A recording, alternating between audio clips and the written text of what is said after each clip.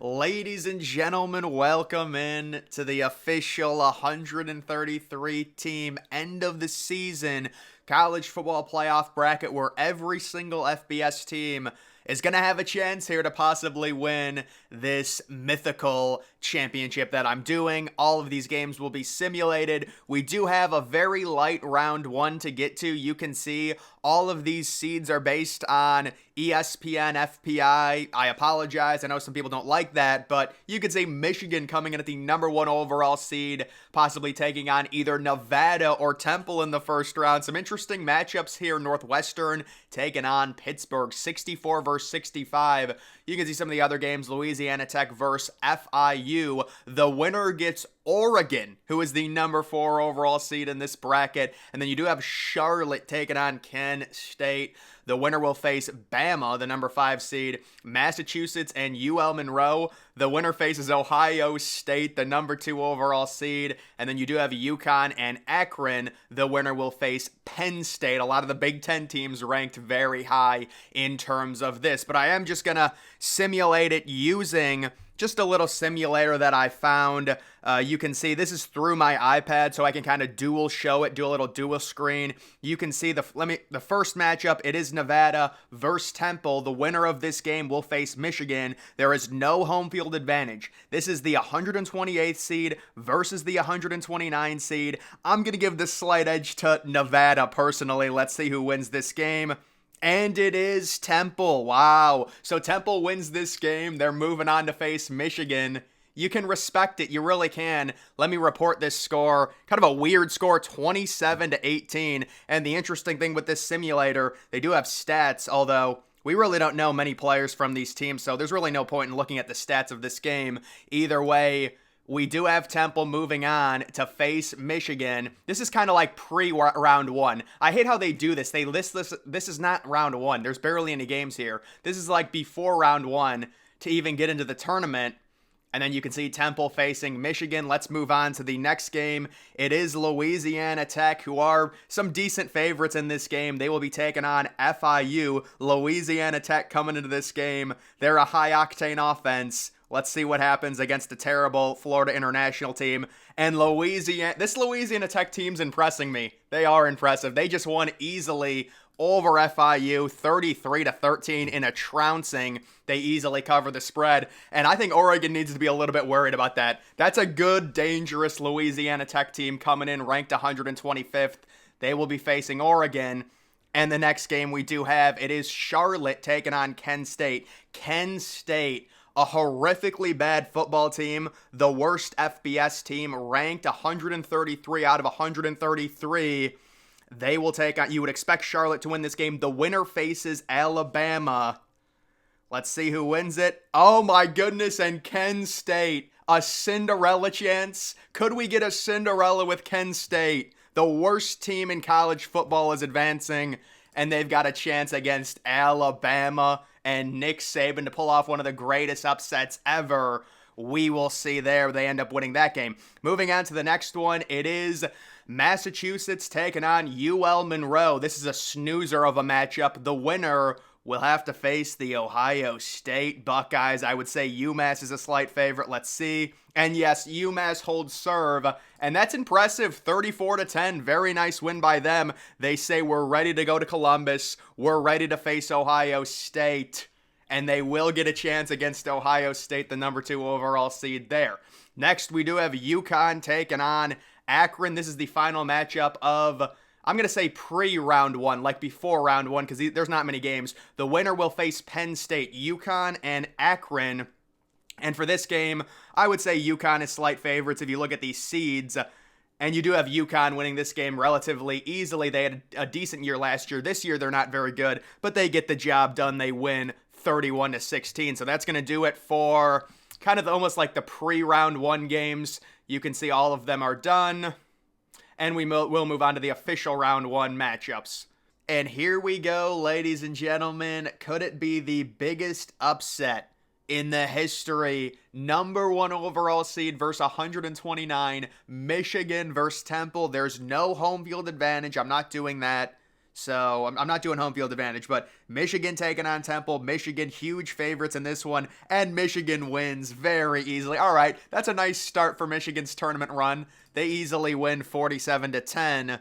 Although they'd probably be like 45-point favorites in that game, so I don't think they would cover that spread. Just looking at the stats, let's see, J.J. McCarthy, 5 passing touchdowns. Wow. Blake Corum, 100 yards, no touchdowns, but very impressive there. Michigan, the number 1 overall seed, they are moving on. The next game, it is Northwestern taking on Pittsburgh. The winner of this game will face Michigan. This is the most even matchup we have. Number 64 versus number 65. I'm going to favor Pittsburgh slightly in this one, personally. Pittsburgh and Northwestern, wow. So we do have a Big Ten matchup coming up. Northwestern taking on Michigan. That's going to be happening in the next round. Northwestern wins this game barely, 27-23. Pittsburgh, we'll see you in the consolation bracket. Next, we do have Duke taking on Utah State. Now, this is Duke, kind of retroactive with Riley Leonard still on the team.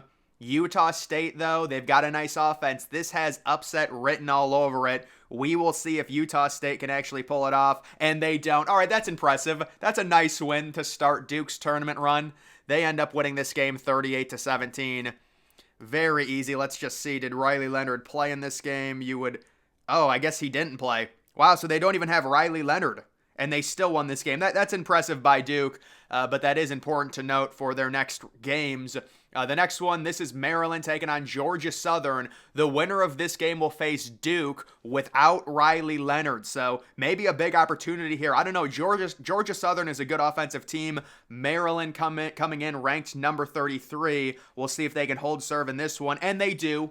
They easily dispatch of Georgia Southern 38-13, and they will be moving on. And they have a golden opportunity possibly to move deeper into this tournament. The Big Ten teams showing up early. They're occupying 3 of the first 4 spots right now. The next game we do have, this is upset galore right here.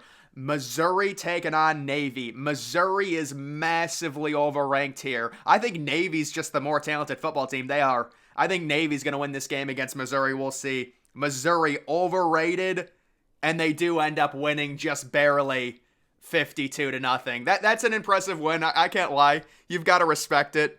My goodness, Missouri. 52-0, the biggest blowout of the tournament so far. Navy, that's a tough way to end. You can at least go to the consolation bracket or something. Next, we do have Liberty taking on Fresno State. Yes, Liberty, how disrespectful is this? They're undefeated, but they're ranked number 49, and they're underdogs against Fresno State. I think Fresno State's the better team. Liberty's had a terrible schedule. We'll see if Liberty can continue their undefeated season, and they lose. Liberty, the schedule caught up to them. Fresno State, after starting the season 5-0, they were ranked, and they win this game, and they're going to be moving on. Nice win for their program.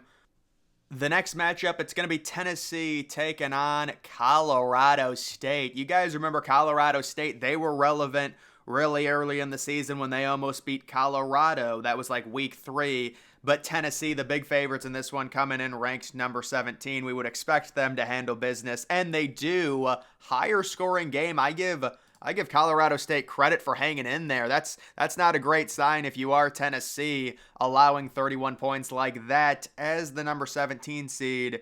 You can see, wow, Colorado State's QB, 380 passing yards. They had a running back that had over 100 rushing yards. And then Joe Milton, 441 passing yards and 5 touchdowns.